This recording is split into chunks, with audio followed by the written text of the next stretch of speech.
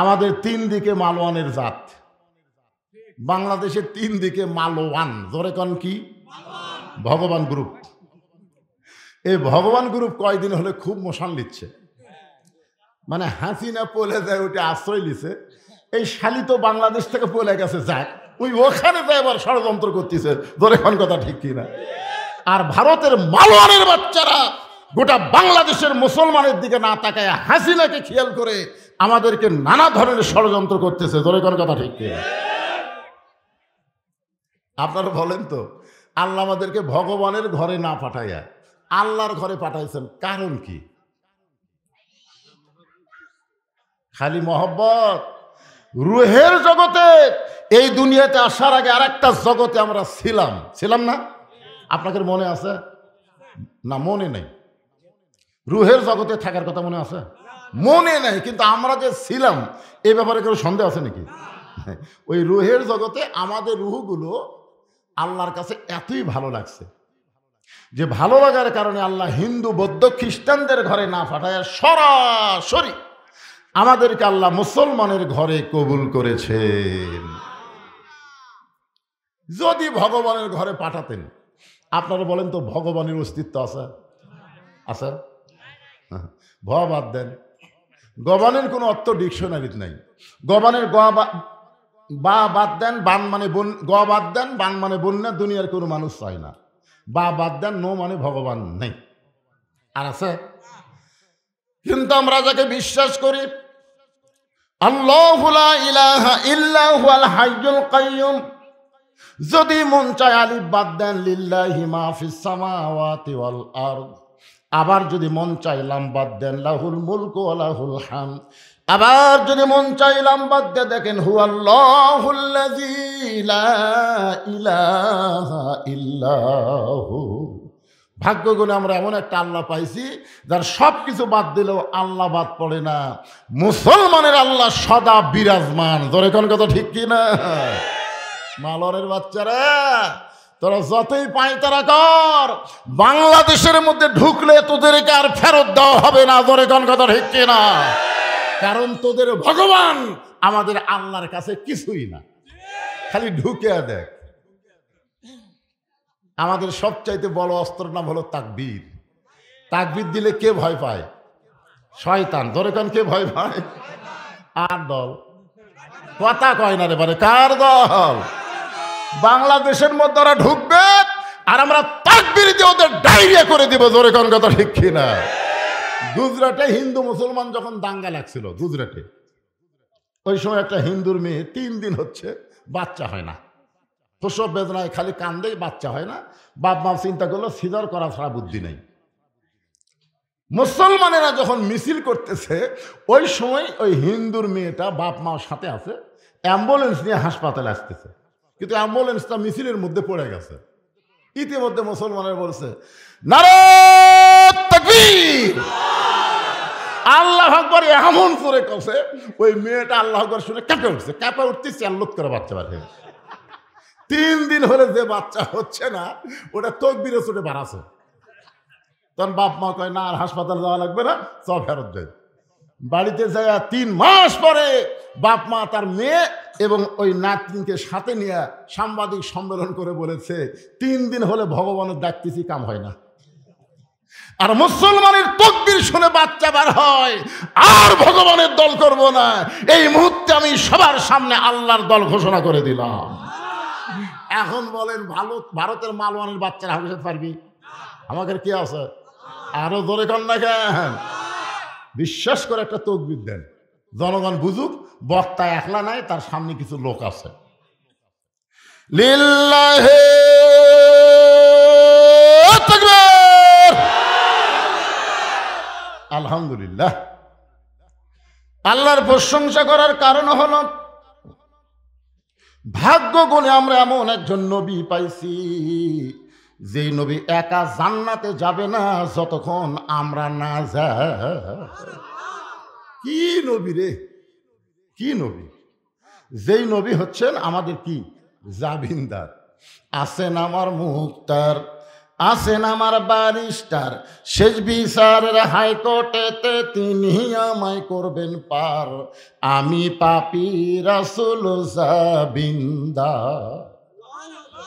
আল্লাহ যখন হাকিম হয়ে আমাদেরকে আসামি বানায় বিচার শুরু করবেন, ওই সময় আমাদের নবী উকিল হয়ে ব্যারিস্টার হয়ে আমাদের পক্ষে ওকালতি করে আমাদেরকে জামিন করে জান্নাতে পৌঁছায়া দিবে। আমাকে নেকির চাইতে পাপ বেশি। রাসূল কয় আল্লাহ আমার নেকি লিয়া দেন, আমার নেকি দেন, ওর পাপ আমাকে দেন। আল্লাহ কয় আপনার নেকি ওরে দিয়ে, ওর পাপ আপনারা দেব না, আপনার চাইতে আমার দয়া বেশি।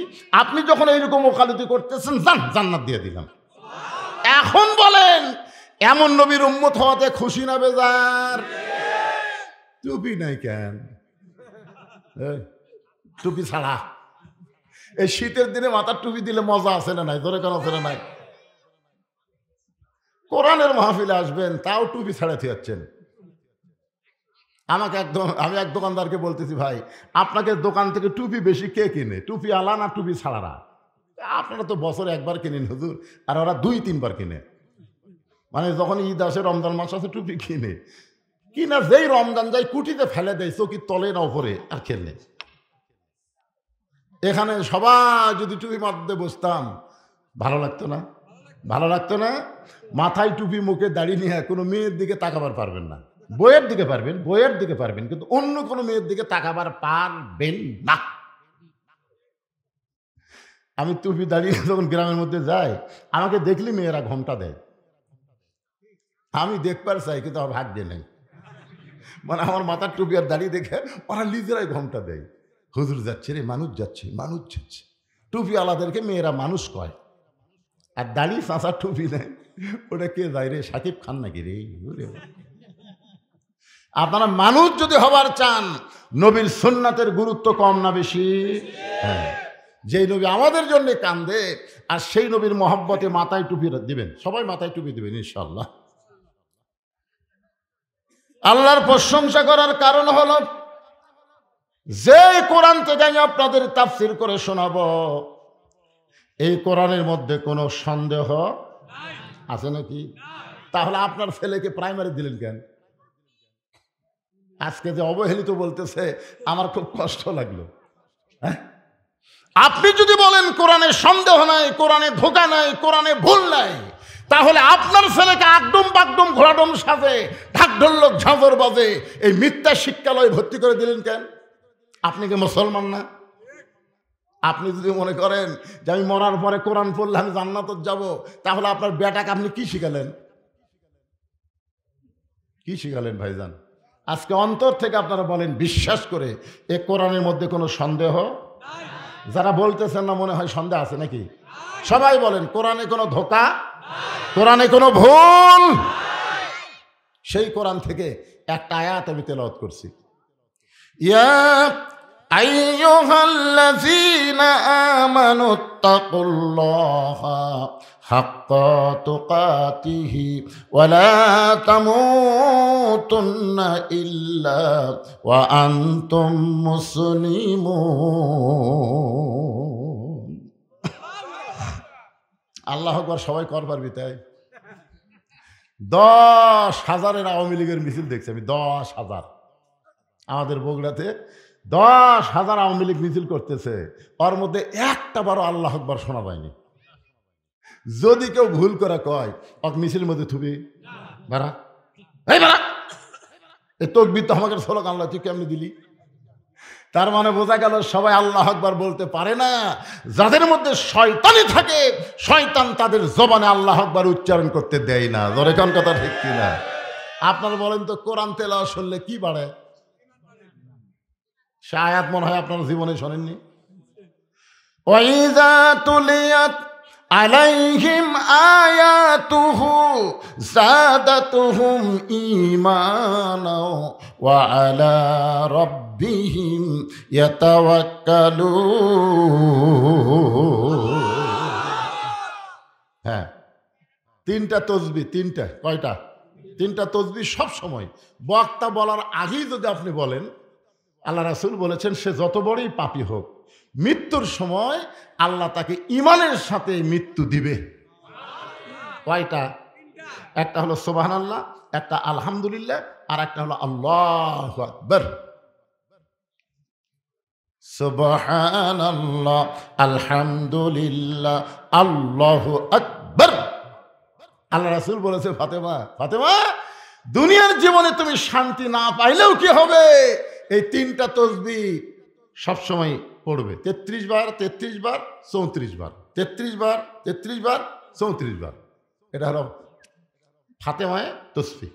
এই জন্য আপনারা সবাই এই তিনটা তাসবিহর দিকে খেয়াল করবেন।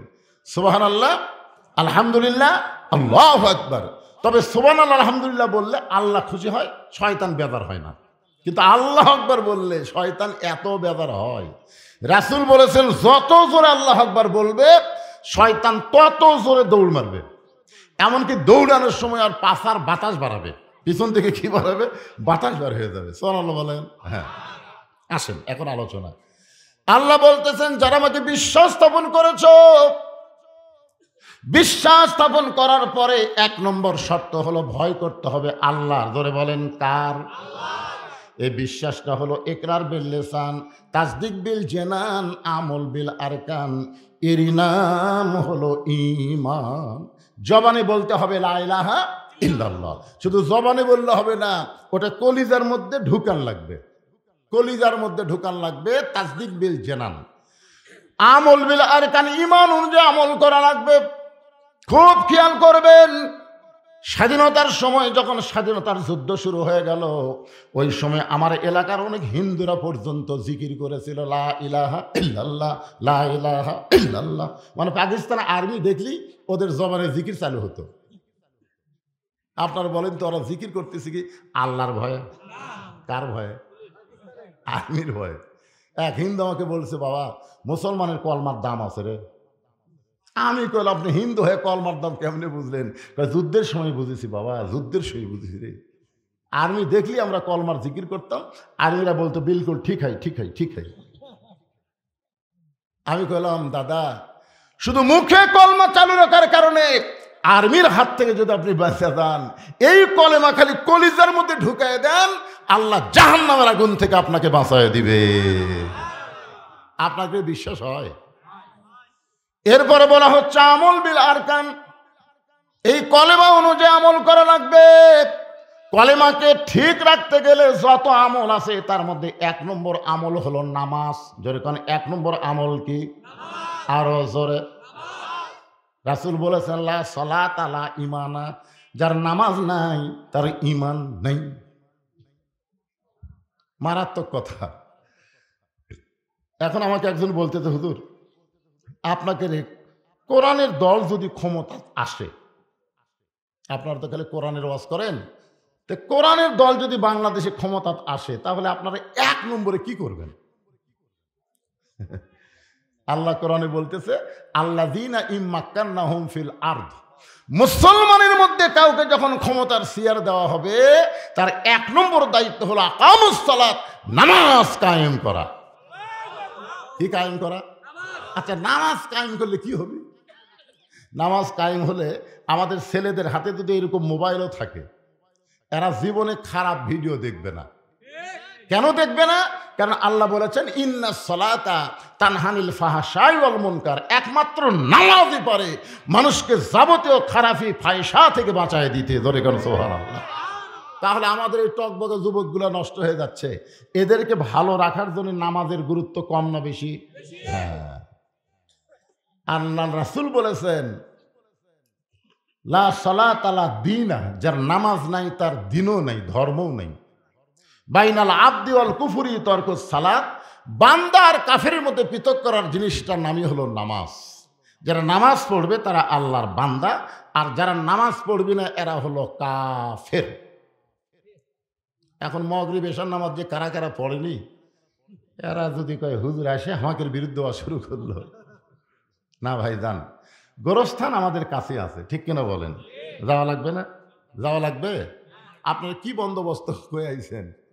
চলতে পথে 2 দিন থামিলাম, যাবার কালে একজন আরো দেখা না পাইলাম। ওটা হাসিনা পলানোর সময় বুঝিছে, তোর এখন কথা ঠিক কি না? হাই রে, এত চামচা, এত কর্মী রে, কেউ নাই। কত জনকে কত কি দিলাম, যাবার কালে একজন আরো দেখা না পাইলাম। ও আমার সাদের মালা যাই রে ছিঁড়ে, রইব না আর বেশি দিন তোদের মাজারে। এই যে মরহুম হায়দার, উনি আমার বাড়িতে গেছিলেন, আমাকে দাওয়াত দেওয়ার জন্য উনি আমার বাসাত গেছিলেন বাড়িতে। আহা, অথচ আজকে এখানে আসা দেখি তিনি নাই, তিনি নাই। যখন আমাকে দাওয়াত দিয়েছিলেন তখন যদি আমাকে আসার সুযোগ দিত এই হাসিনার সরকার, তাহলে উনি জীবিত থাকতেন, কিন্তু আমাকে আশীর্বাদ দেয়নি ভাই। কিছুদিন আমাকে শেরপুর, ওনার বাড়ি আমার শেরপুর, ওয়াজ হচ্ছে রায়গঞ্জ, যাই হোক, এই যে উনি দুনিয়ার থেকে চলে গেছেন, আমাদের সবাইকে যাওয়া লাগবে, জোরে কোন ঠিক কিনা? হ্যাঁ, এই জন্য নামাজের গুরুত্ব কম না বেশি? আল্লাহর নবী বলেন, কোন মানুষ যখন মারা যাবে, মাটি দেওয়ার 40 ধামাসার পরে আল্লাহ তাআলা 2টা ফেরেশতা পাঠায় দিবে, 2টা ফেরেশতা। আপনার 2 ফেরেশতার নাম জানেন? মুনকির আর নাকির। 2 ফেরেশতা আসবে, এসে জিজ্ঞাসা করবে, মান রব্বুকা, তোমার রব কে? তোমার রব কে? সঙ্গে সঙ্গে নামাজ দাঁড়িয়ে যাবে, নামাজ। ওই ব্যক্তিকে দাঁড়ান লাগবে না, ওই ব্যক্তি শুয়ে আছে, সেই ঘুম। নামাজ খাড়া হয়ে বলবে, এই মুনকির নাকির, কাকে রব সম্পর্কে প্রশ্ন করতেছ? বলে, যাই শুতে আছে। নামাজ বলবে, কেবল আরামের ঘুম দিল, সেই ব্যক্তিকে তোমরা রব সম্পর্কে প্রশ্ন করো? এ মুনকির নাকির, এই মাইয়া সারা জীবনে কয় ওয়াক্ত নামাজ পড়ছে, হিসাব দে। মুনকির নাকির কয়, আমরা তো জানি। তো জানিস না আবার প্রশ্ন করিস? এই লোকটা মসজিদের মধ্যে গিয়েই নামাজের নিয়ত করেই বলেছে, আলহামদুলিল্লাহ রব্বিল আলামিন। মুনকির নাকির শেষদাত রুকুত গিয়ে বলেছে, সুবহান রাব্বিয়াল আযীম। শেষদাত গিয়ে বলেছে, সুবহান রাব্বিয়াল আলা। সারা জীবন নামাজের মধ্যে রব রব করে কবরে যাচ্ছে, আবার রব। মুনকির নাকির কয়, আল্লাহ, তোমার বান্দিকে নাম রব সম্পর্কে প্রশ্ন করাতে নামাজ এমন খেপা খেপছে, এখন আমরা কি করব? আল্লাহ বলতেছে যে নামাজ না কবর আইছে, তার রবের উত্তর হয়ে গেছে। আরে 1 নম্বর উত্তর যদি হয়ে যায়, বাকি 2 উত্তর পানির মতন সহজ হয়ে যাবে, ধরে কোন সুবহানাল্লাহ। এখন আপনারা বলেন, নামাজের গুরুত্ব কম না বেশি? রে যুবকেরা, মনে করতেছো যখন হবে চামড়া ঢিল, আল্লাহর সাথে দিব মিল। বুড়া মানুষের নামাজ, এটা হলো সরকারি চাকরির মতন। আপনারা বলেন তো, সরকারি চাকরি কি সব বয়সে হয়? কখন হয়? যুবক বয়সে সরকারি চাকরি না করলে ওই বুড়া বয়সে পেনশন পাবি না। আর যদি সরকারি চাকরি 60 বছর পর্যন্ত করে, 60 বছরের পর সরকার তাকে পেনশন দেয়। যৌবন বয়সে যারা নামাজ ধরে, বুড়া বয়সে যদি ঠিক মতো রুকু সেজদা করবার নাও পারে, যৌবনের নামাজের কারণে আল্লাহ তাকে মরা পর্যন্ত পেনশনের সওয়াব দিয়ে দেয়। কিন্তু যদি যৌবনে চাকরি না করে, তুই পেনশন পাবি? তো নামাজ হচ্ছে সরকারি চাকরির মতন ভাই। সমস্ত ইবাদতের ভিতরে নামাজের গুরুত্ব অত্যন্ত বেশি। ইমানদারকে লক্ষ্য করে আল্লাহ বললেন, আত্তাকুল্লাহ, ভয় করতে হবে কার? আমরা যদি আল্লাহর ভয় করতে চাই, তাহলে মানুষের আইন দিয়ে আল্লাহর ভয় চলবে না। আল্লাহর ভয় করতে গেলে কেবলমাত্র আইন লাগবে কার? এরপর আল্লাহ বললেন, হাক্কা তুকাতিহি, শুধু ভয় করলে হবে না, নিয়ম মোতাবেক ভয় করা লাগবে। এই নিয়ম মোতাবেক ভয় আমাদের বাংলাদেশে নাই। মসজিদের মধ্যে আমরা ভয় করি আল্লাহর, কিন্তু মসজিদ থেকে বার হয়ে গেলে কার ভয়? চিন্তা করে দেখেন তো। কিছুক্ষণ আগে আমি বলছি, জুতাও পর্যন্ত হাতত নিয়ে ঢুকতেছি। মুয়াজ্জিন বলতেছে কার ভয়ে? বলতেছে আল্লাহর ভয়ে। আল্লাহর ভয় তো জুতা কেন? তখন মুসকে মুসকে হাসের কয়, চোরেরও ভয়। এখন আপনাদের কাছে আমার প্রশ্ন হলো, আল্লাহর ভয়, চোরের ভয় একই বুকের মধ্যে যদি রয়, তার কোনদিন নামাজ কবুল হয়? এই জন্য আত্তাকুল্লাহ হাক্কা তুকাতিহি, এর উপরে আপনাদের একটু মনোযোগ আকর্ষণ করে কথাগুলো শুনতে হবে। আল্লাহ বলতেছেন, ওয়ালা তামুতুন্না ইল্লা ওয়া আনতুম মুসলিমুন, মুসলমান না হয়ে তোমরা কেউ মরো না, মুসলমান না হয়ে তোমরা কেউ কবরে আইসো না। যদি ফুলগুলো হয় অভিমানে ঝরে যায়, আমি মালা গেথে বলো কারে পরাবো, সে যে কেন এলো না, কিছু ভালো লাগে না, কবরে আসুক, কন কবরে আসুক তারে আমি মজা দেখাবো। আমরা কবরের মজা চাই না, আমরা দুনিয়াতে মুসলমান হয়ে মরবার চাই। জোরে কোন ঠিক? এখন মুসলমান হয়ে মরবার চাইলে আমাদের কি করা লাগবে? অনেক মাহফিল আমাকে বলে, হুজুর কবরের ওয়াজ করবেন, মৃত্যুর ওয়াজ করবেন, আমরা তো মরাই যাব, কবরেও যাব, কিন্তু কবরে কি নিয়ে যাওয়া লাগবে? একটা গজলের মধ্যে বলা হয়েছে, কিন্তু যেদিন ডাক পড়িবে কবর মাঝে যাইতে, জোগাড় কিছু করছ বন্ধু তার মাঝে বিছাইতে।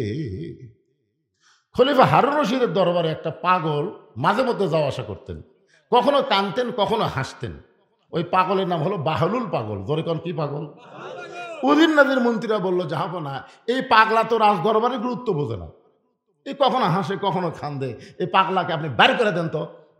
খলিফা হারুন চিন্তাত পড়ে গেল, পাগলকে তো জোর করে বের করা যাবে না, পাগলকে যদি বলে নৌকা নাড়াস না, তখন তাকে ঝাঁকান শুরু হবে। জোরে কোন কথা ঠিক কি না? খলিফা হারুন চিন্তা করলো, পাগলকে তো জোর খাটবে না, কাছে ডাকলেন, বাহলুল ভাই, সুন্দর করে ডাকলেন। বাহলুল এসে মুসকি হাইতে বলেন, কি বলেন জাহাপনা?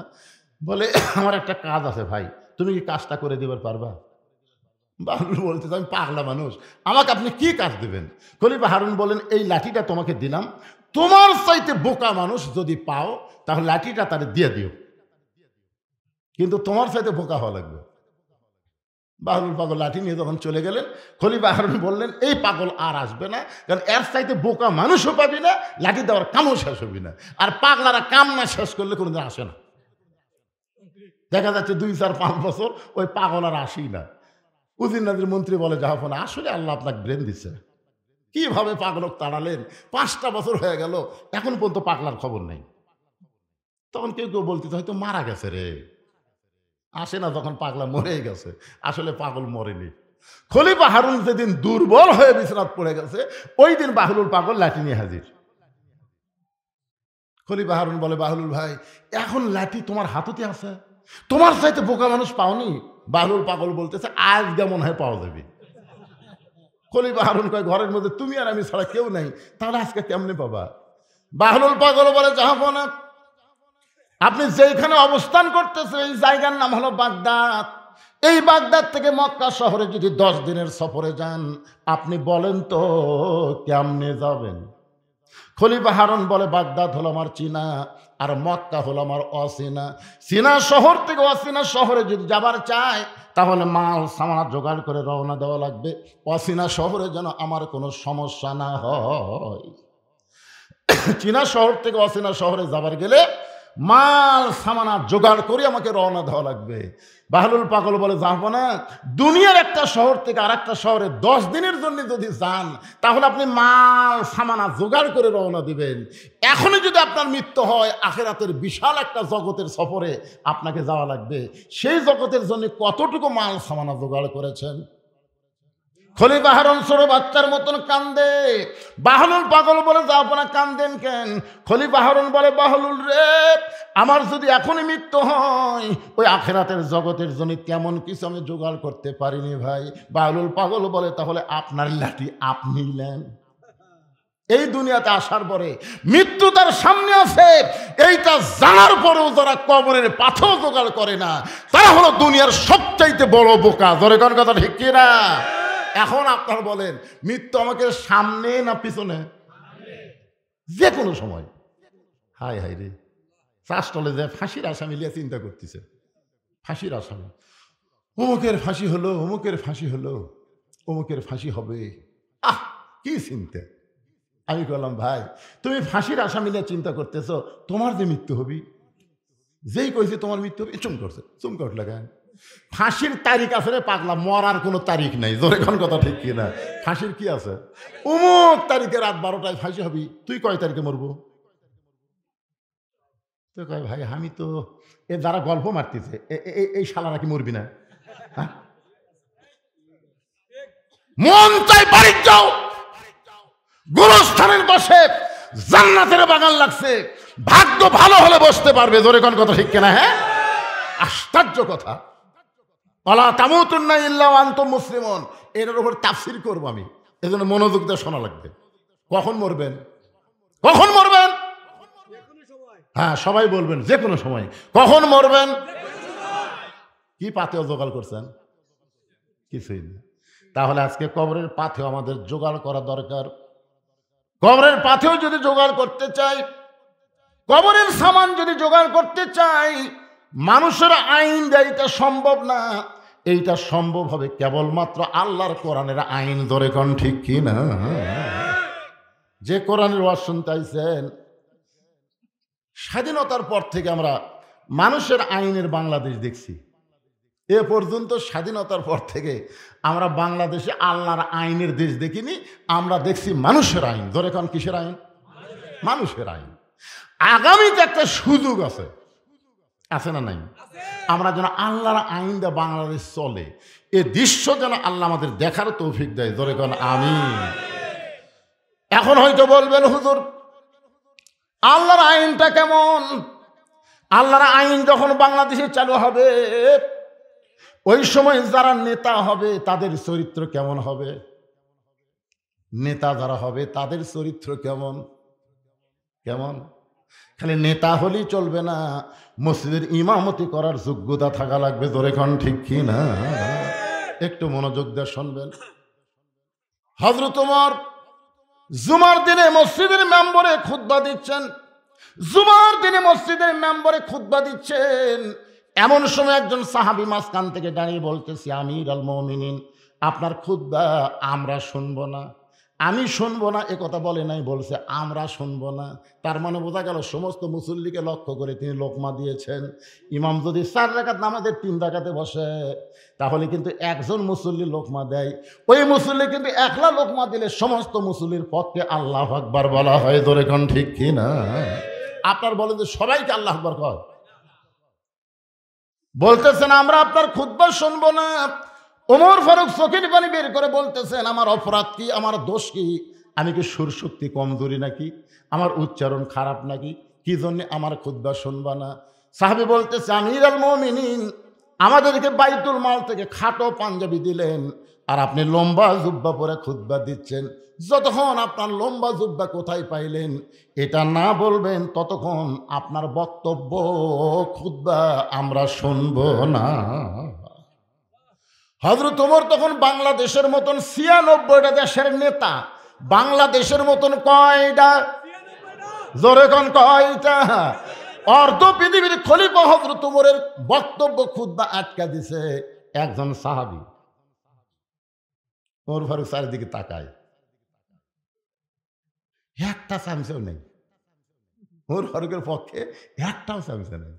এখন ইমাম সাহেব যদি 4 রাকাত নামাজে 3 রাকাতে বসে, আর একটা ভ্যানওয়ালা যদি আল্লাহু আকবার কয়, আর ইমাম যদি মনে করে তুই ভ্যান চলে খাস, তুই নামাজের কি বুঝিস রে, এতদিন 4 রাকাত পড়াছি, আজকে 3 রাকাতে দিয়ে বসে থাকবো, আমি ওট মনে 41 সালের আগে দেখি কি করিস, এই মনে করে যদি ইমাম বসে থাকে, আপনার বলেন তো মসজিদের মুসল্লিরা কার পক্ষে যাবে? নেতার পক্ষে না ভ্যানওয়ালার পক্ষে? কেন যাবে? কেন যাবে? কারণ নেতা যেটা করতেছে এটা নবীর তরিকা নয়, আর ভ্যানওয়ালা যে লোকমা দিয়েছে এটা হলো নবীর তরিকা। আমরা নবীর তরিকায় থাকবো, মানুষের বানানো কোনো তরিকা আমরা মানব, আমরা আল্লাহর আইন মানব, মানুষের কোনো আইন আমরা মানব না। ধরে কোন কথা ঠিক? সমস্ত সাহাবীরা যখন মাথা নিচু করে আছে, এমন সময় 30 পারা কোরআনের হাফেজ, 6 লক্ষ হাদিসের হাফেজ, সুবহানাল্লাহ বলেন না। ওমর ফারুকের ছেলে 30 পারা কোরআনের হাফেজ। 96টা বাংলাদেশের মতন 96টা দেশের প্রেসিডেন্ট খলিফার বেটা হাফেজ রে। আজকে বাংলাদেশে কয়টা এমপির বেটা হাফেজ বার করেন তো? কয়টা এমপি? আচ্ছা, তাহলে অবহেলিত হবে, অবহেলিত তো হবে। তোমরা নেতাগুলা সব সন্তানকে পড়াবা ইংলিশ মিডিয়ামে, আর গরিবগুলা যার বাপ মা নাই তারা এখন কি করবি? এই মাদ্রাসাত পড়ে, ভিক্ষা করে খাওয়া লাগে, জাগির দিয়ে খাওয়া লাগে, হাই হাই হাই। সেই মৌলানা যখন আমার বক্তা হয়, হক কথা বলবার গেলে সাহিত্য কয়, তুই আর ফেতরা খায় মলবি হলু, তুই আর বড় বড় গল্প বলছিস। মানে হামাকের সিস্টেমটা এত দুর্বল। রাসূল বলেছেন, খায়রুকুম মান তাআল্লামাল কুরআন ওয়া আল্লামা, ওই ব্যক্তির চাইতে জ্ঞানী সম্মানী কোনো ব্যক্তি নাই যে ব্যক্তি আল্লাহর কোরআন শিখেছে এবং অপরকে কোরআনের শিক্ষা দেয়। সুবহানাল্লাহ কোন না কেন, নবীর হাদিস। অথচ আজকে দেখেন মাদ্রাসার অবস্থা কি। ওমর ফারুকের ছেলে কোরআনের হাফেজ, শুধু কোরআনের হাফেজ না, 6 লক্ষ হাদিসের হাফেজ। বাবার পাশে দাঁড়ায় বললেন, রে নবীর সাহাবীরা, আমার বাবার লম্বা জুব্বা দেখে তোমরা খুতবা বন্ধ করে দিছ, কিন্তু তোমরা খেয়াল করে দেখো, তোমাদের পরনে খাটো পাঞ্জাবি হলো তো তোমরা নতুন পোশাক পরেছ, অথচ আমার পরনে কোনো নতুন কাপড় না। ওসমান গনি বলে, আব্দুল্লাহ আজকে জুমার দিন, তুমি নতুন কাপড় না পরে পুরাতন কাপড় পরছো কেন? আব্দুল্লাহ বলতেছে, আমি যদি নতুন কাপড় পরতাম তাহলে আমার বাবার জুব্বা লম্বা হতো না। কি বুঝলেন? আমি যদি নতুন কাপড় পরতাম তাহলে আমার বাবার জুব্বা লম্বা হতো না। আমার বাবা যেদিন থেকে মদিনার খেলাফতের দায়িত্ব নিছে সেদিন থেকে দুনিয়ার সব মানুষ ঘুম পাড়ে, কিন্তু আমার বাবার ভাগ্যে ঘুম হয় না। সুবহানাল্লাহ কোন। নেতা হওয়া মোবাইল বন্ধ করে থয়, ভোটের আগে 24 ঘন্টায় খোলা থাকে। এই যে গোলাম মোহাম্মদ সিরাজ, এটা খালি ভোটের তারিখ ঘোষণা হলে আজকে মাহফিল মিস করতো। তাই না, সব কাজ বাদ। এখন তাহলে কি ভাই, সামনে অমুক তারিখে নির্বাচন রে, এখনো তো নির্বাচনের তারিখে হয়নি। কি বুঝতেছেন? 24 ঘন্টায় মোবাইল খোলা আছে ভোটের আগে। ভোট পেয়ে তখন নেতা হয়ে গেছে, আর নেতা নাই। মানুষের তৈরি আইন দিয়ে যখন রাষ্ট্র চলবে, নেতারা এইরকমের চরিত্রের হবে। আর আল্লাহর কোরআন দিয়ে যখন রাষ্ট্র চলবে, দেখেন নেতার অবস্থা। গভীর রাত্রে হযরত ওমর যখন বাড়ির থেকে বের হচ্ছেন, বউ বলতেছে, কোথায় যাবেন? বলে, আমার আল্লাহর বান্দারা, নবীর উম্মতেরা কেমনে আছে নিজের চোখে একটু দেখার জন্য যাচ্ছি। তা আপনি অর্ধ পৃথিবীর খলিফা হয়ে নিজের চোখে দেখবেন আপনার র্যাব, পুলিশ, সামসা কি একটা উপজেলা চেয়ারম্যান ঘরে পুলিশ নিয়ে জোরে কন, কি কথা কন না কেন? আর এমপির সামনে পুলিশের গাড়ি, পিছনে পুলিশের গাড়ি। মানে আমরা পুলিশকে চাকরি দিচ্ছি ওই নেতা পাওয়ার দেওয়ার জন্য নাকি? এই পুলিশের আগে এই 7টা নেতা ধরে তারপরে পুলিশের কাছে গেলে পুলিশ নেতার দিকে তাকায়, নেতা এমন এক চোখটি মারছে আর অনুমতি দিচ্ছে না। নেতাই কিন্তু লিয়ে গেছে, লিয়ে যা চোখটি মারছে, অনুমতি দিচ্ছে না। কি বুঝতেছেন? হুজুর নেতা লিয়ে কেন হুজুর? আপনাকে যে শেরুয়া বটতলা সকাল থেকে বলতেছে আমাকে মাহফিল হবে, আপনি আসেন। আমি আসরের সময় যখন সাইজ বাড়াচ্ছি, ইতিমধ্যে বলতে হুজুর নেতা লিয়ে গেলাম, বহু চেষ্টা করলাম হুজুর, কিন্তু কাম হলো না। আমি বললাম, বাংলাদেশের পুলিশেরা নেতার চামচিয়া, জোরে কান কিসের কথা কান না কেন? আর নেতা লিয়ে যাও কাম হলো না, তার মানে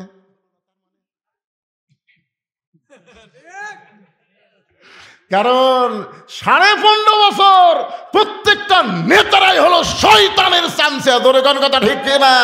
নেতারা ছিল শয়তানের চামচা আর পুলিশ হলো নেতার চামচা। কি বুঝতেছেন? বলছি চলবি না, হাসতে হাসতে না না না আগে আমি কিন্তু হাসতে হাসতে বুঝবারই পারবি না, হাসতে হাসতে কি মাল দিল রে। আল্লাহর বান্দার একটু খেয়াল করবেন, গভীর রাত্রে হযরত ওমর মানুষের দুঃখ কষ্ট দেখার জন্য চোরের মতন ঘুরতেন। র্যাব নাই, পুলিশ নাই। ওয়া আলা রাব্বিহিম ইয়াতাওয়াক্কালুন,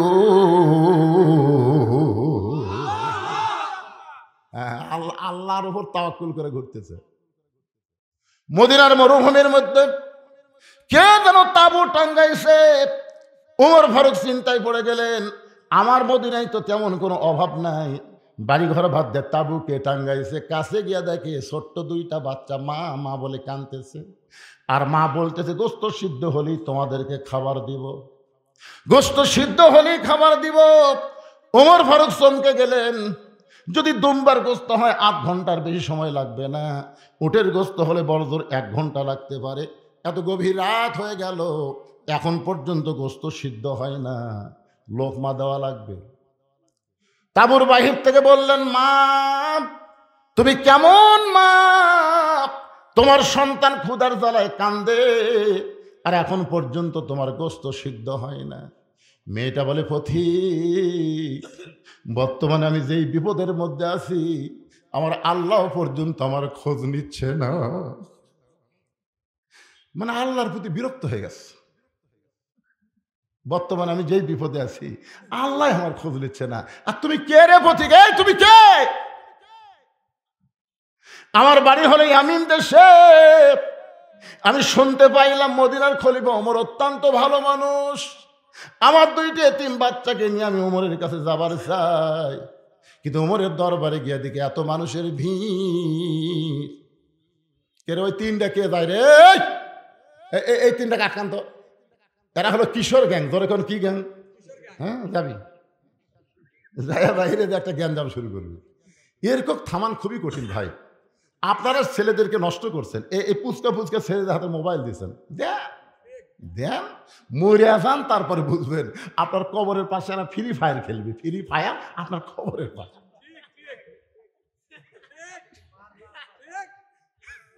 ফেরেস্তা মারমান করবি, আর ফেরেস্তা আর বাপের উপর ঠাস ঠাস করে পারবি। আল্লাহ, তোর পাটা, তোর পাটা কি করতে দেখ? তুই বেটা জন্মানো পারিস নি রে, পাটা জন্মাছো, পাটা। এই যে তিনটা গেল, এই তিনটা আসলেই পাটা। কথা কন না কেন ভাই রে? কথা কয়া লাগবে তো। আশ্চর্য কথা, একজন যদি যাইতো কোনো টেনশন হতো না, কিন্তু তিনটা গেল, কিছু করবি।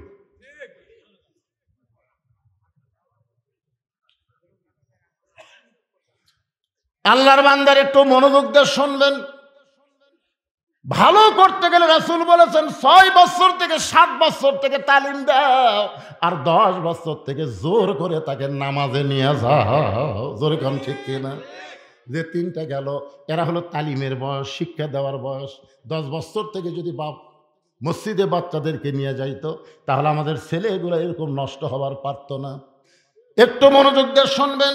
মেয়েটা বলতেছে, পথিক, আমার বাড়ি হলো ইয়ামিন দেশে। আমি ইয়ামিন থেকে শুনলাম মদিনার খলিফা অত্যন্ত ভালো মানুষ। আমার দুইটা এতিম বাচ্চাকে নিয়ে আমি ওমরের দরবারে গেছিলাম। এত মানুষের ভিড় ঠেলে একটা মহিলা আমি কেমন ওমরের কাছে যাই? আগামীকাল সকালবেলা যাব এই নিয়তে। এই মদিনার মরুভূমিতে তাঁবু টাঙ্গাইছি। আমার দুইটা বাচ্চাকে নিয়ে যখন রাতের বেলা ঘুমাতে চাই, আমার দুইটা বাচ্চা ক্ষুধার জ্বালায় যখন বারবার কান্দে, আমি শুধু বাচ্চা দুইটাকে সান্ত্বনা দেওয়ার জন্যে পাতিলে পানি, পাথর আর নিচে আগুন জ্বালায় বলতেছি, বাবা গোশত সিদ্ধ হলেই তোমাদের খাবার দেব। প্রতিক্রিয়া, আমার পাতিলে কোনো গোশত নাই, আমার পাতিলের মধ্যে হলো পাথর। আমার গোশত সিদ্ধ হওয়ার কথা শুনে দুইটা বাচ্চা যদি হঠাৎ ঘুমায়া যায়, এই শান্ত নেওয়ার জন্য কথাগুলো বলতেছি। কিন্তু আমার দুইটা বাচ্চার পেটে এত খিদা লাগছে, ওরা বারবার যখন ক্ষুধার জ্বালায় কান্দে, আমার মনে হয় ফজর পর্যন্ত আমার দুইটা বাচ্চার বাঁচবে না। সঙ্গে সঙ্গে হযরত ওমর বললেন, মা একটু ধৈর্য ধরো, মা একটু ধৈর্য ধরো। বাংলাদেশের মতন ৯৬টা দেশের প্রধানমন্ত্রী খলিফা এক দৌড়ে বাইতুল মালের দরজায় গিয়ে বলে, আসলাম, তাড়াতাড়ি দরজা খুলে দে, সবচাইতে বড় খাবার বস্তা আমার মাথায় তুলে দে। আসলাম বলি, আমিরুল মুমিনিন, আমি হলাম আপনার চাকর, কোথায় খাবার বস্তা নিয়ে যাওয়া লাগবে আপনি হুকুম দেন, আমি নিয়ে যাব। ওমর জোর হাত করে বলে, আসলাম রে, একজনের পাপের বোঝা আর একজন কেউ টানবে না, দে আমার মাথায় উঠায় দে। অউলিল আমরি মিনকুমকে মানতে গিয়ে আসলাম ওমর ফারুকের মাথায় যখন খাবার বস্তা উঠায় দেয়, ওমর ফারুক বস্তা মাথায় নিয়ে এত জোরে দৌড়ায়, পিছন দিক থেকে আসলাম বলে, আমিরুল মুমিনিন, এত ওজনের বস্তা নিয়ে যদি এইভাবে দৌড়ান আপনি পড়ে কষ্ট হবে। ওমর কান্দের, আসলাম রে, সময় মতো যদি যাবার না পারি, এই ওমরকে আল্লাহ জাহান্নামের আগুন দিয়া পোড়াবে। আল্লাহর ভয়, আত্তাকুল্লাহ হাক্কা তুকাতিহি কারে কয়? আল্লাহর ভয় কারে কয়? সময় মতো যদি যাবার না পারি, ওমরকে জাহান্নামের আগুন দিয়ে আল্লাহ পুড়াবে। খাবার বস্তা মাথায় নিয়া গভীর রাত্রে হযরত ওমর তাঁবুর কাছে, মা মারে খাবার বস্তা আনছি মা, রুটি হালুয়া তৈরি করো। মেয়েটা রুটি হালুয়া তৈরি করে যখন উমরের কাছে দেয়, উমর দুইটে তিন বাচ্চাকে তার দুই উরাতের উপরে নিয়া রুটি ছিঁড়ে হালুয়া দিয়ে যখন মুখে দেয়, দুইটা বাচ্চা ফেল ফেল করে তাকায়, বলে কে গো আপনি? আমরা শিশুবেলায় আমাদের বাবা হারাইছি, আমরা এতিম। আল্লাহ সূরা মাউনের মধ্যে বলেছেন, আরাইতাল্লাযী ইউকাযযিবু বিদ্দীন ফাযালিকাল্লাযী ইয়াদউল ইয়াতীম ওয়ালা ইয়াহুদ্দু আলা তাআমিল মিসকিন। আপনি কে গো? এই গভীর রাত্রে বাবার চাইতে বেশি দরদ দিয়ে আমাদের আদর করতেছেন। আপনি কে গো? আপনি এত ভালো মানুষ কেমনে হলেন? উমর কান্দের, বলে আল্লাহ এই অধমকে জাহান্নামের আগুন থেকে তুমি বাঁচাও, এই অধমকে জাহান্নামের আগুন থেকে তুমি বাঁচাও। মা কান্দের, বলে পথিক রে, তোমার মতন ভালো মানুষ আমি জীবনে দেখি নাই। আল্লাহ ওমরকে যদি মদিনার খলিফা না বানায়া তোমাকে যদি মদিনার খলিফা বানায় দিত, মদিনা যেন আল্লাহর জান্নাত হয়ে যেত।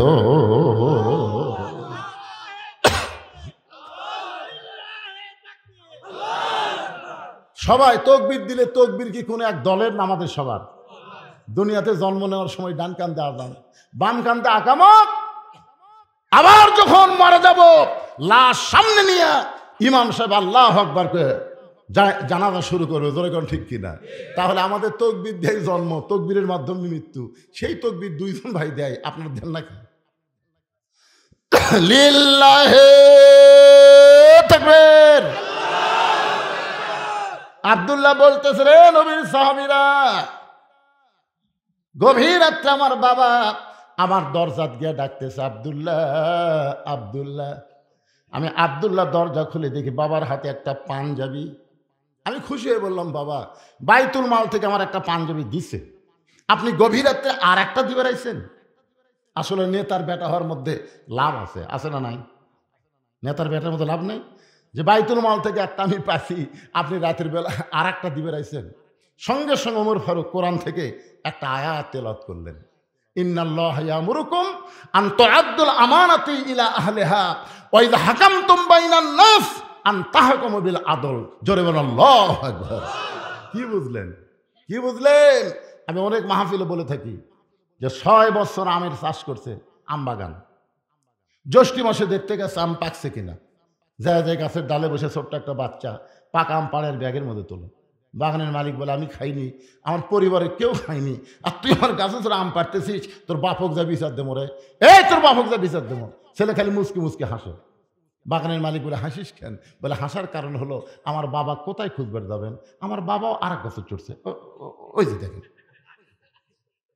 বাগানের মালিক গাছের নিচে বসে কান্দার, বলে, আল্লাহ বিচার দেবো কার কাছে? বেটাও চোর, বাপও চোর।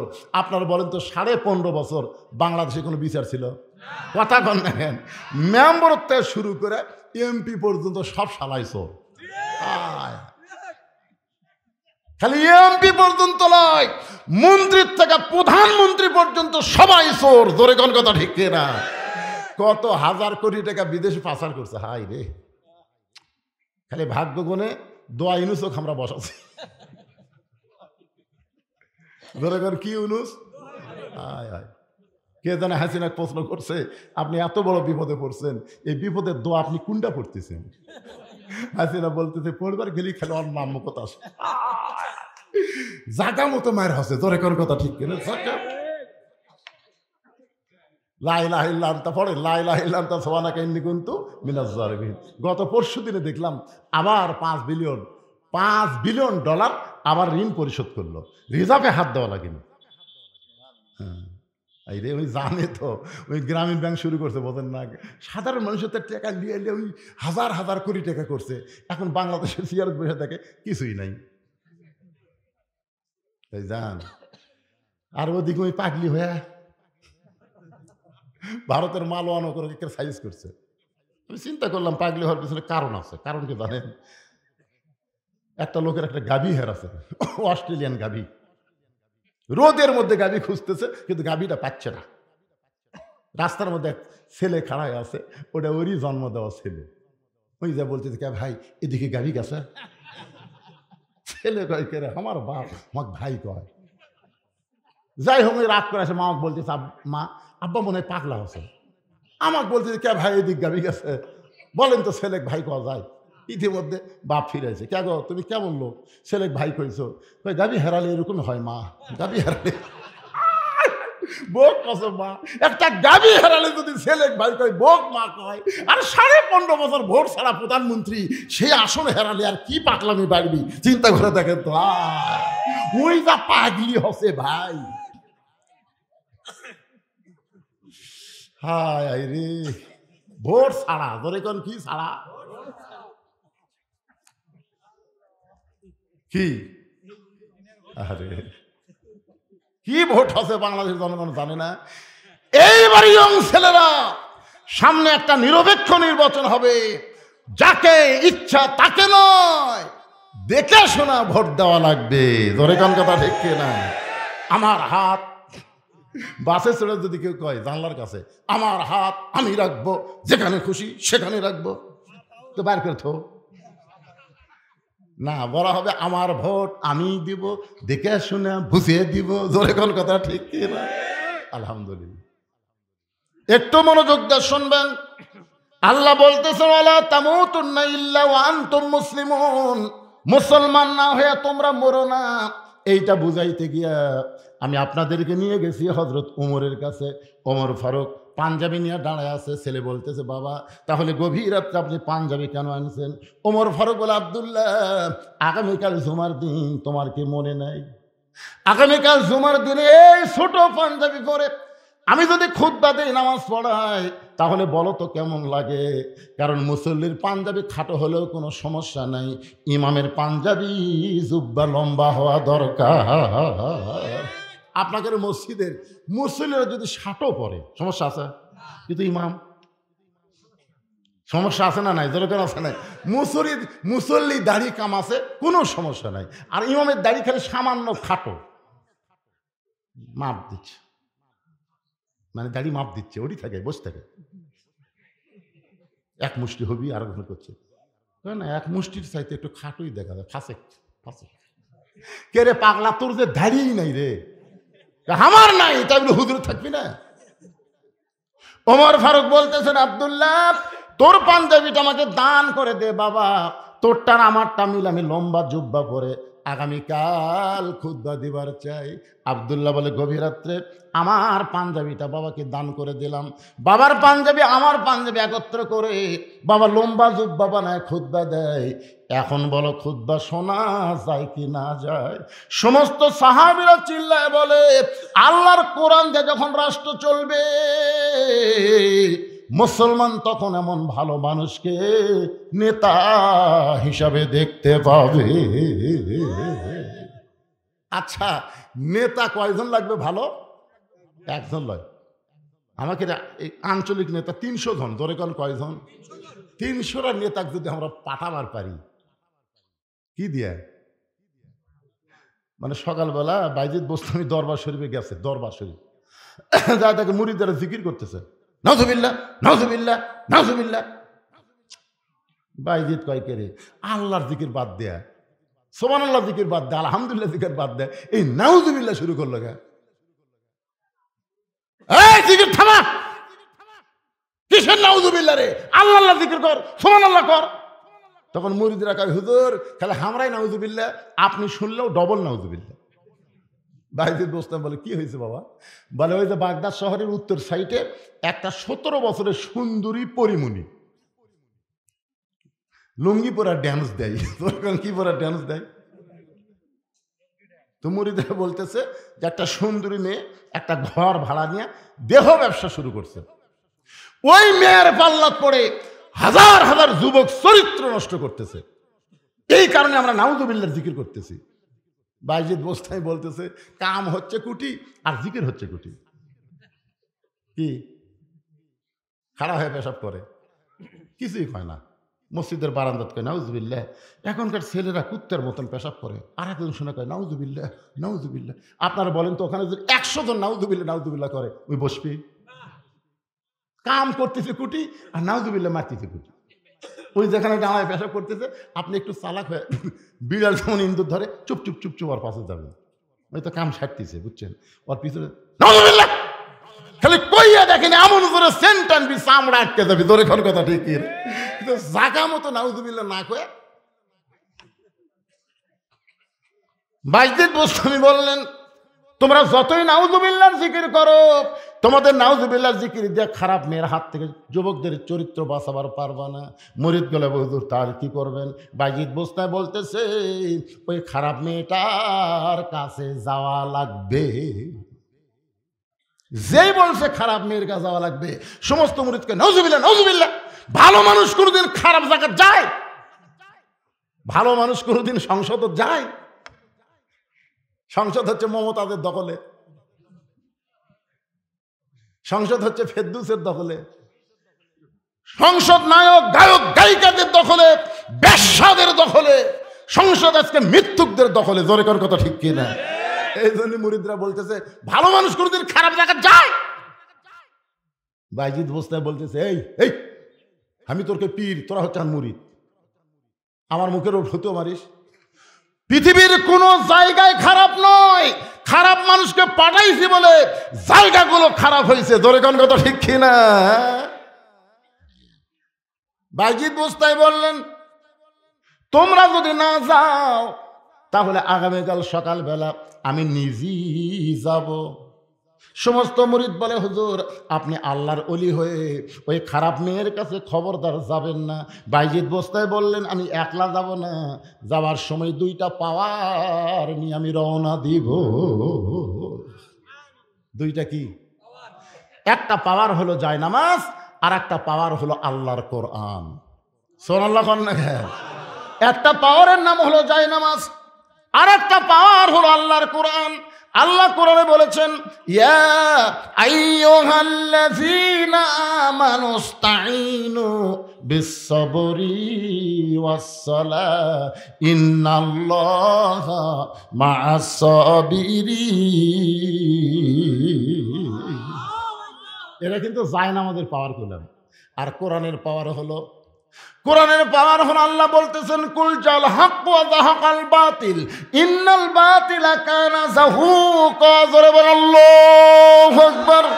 ওয়া নুনাজ্জিলু মিনাল কুরআনি মা হুয়া শিফাউ ওয়া রাহমাতুল লিল মুমিনিন। সব সমস্যার সমাধান সবাই বলতেছেন না,